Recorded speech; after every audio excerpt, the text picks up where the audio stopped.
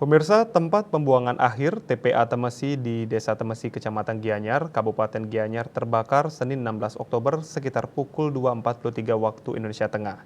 Sebanyak 2 unit mobil damkar dikerahkan untuk memadamkan api.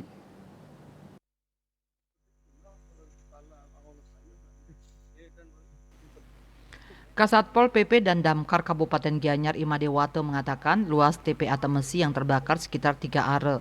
Untuk memadamkan api, Damkar mengerahkan 2 unit armada dengan 12 personel. Belum diketahui secara pasti penyebab kebakaran.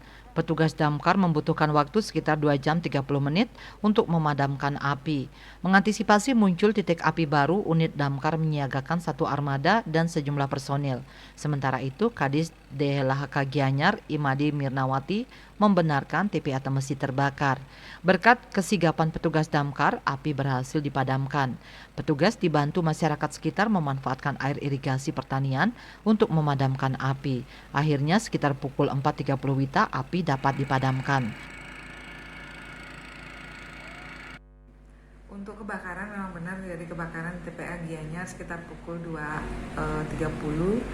Namun api berkat kesigapan rekan-rekan damkar dan kami memang selalu standby alat penyiraman di lokasi karena memang kami lakukan penyiraman rutin pada pukul 4:30 api berhasil dipadamkan.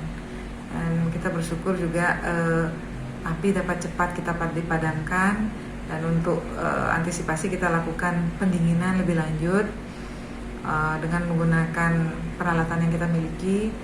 Sampah digali dulu, kemudian dimasukkan air atau disiram dengan air sehingga benar-benar kita pastikan bahwa tidak ada titik api di bawah timbunan sampah tersebut. Berarti saat ini sudah terkendali? Sudah. Astungkara aman terkendali.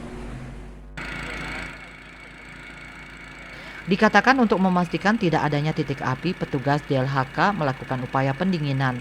Sampah digali, selanjutnya dimasukkan air atau disiram air sehingga bisa dipastikan tidak ada titik api. Pihaknya memastikan kondisi di TPA Temesi sudah mampu dikendalikan. Wirnaya Gung Yuli melaporkan.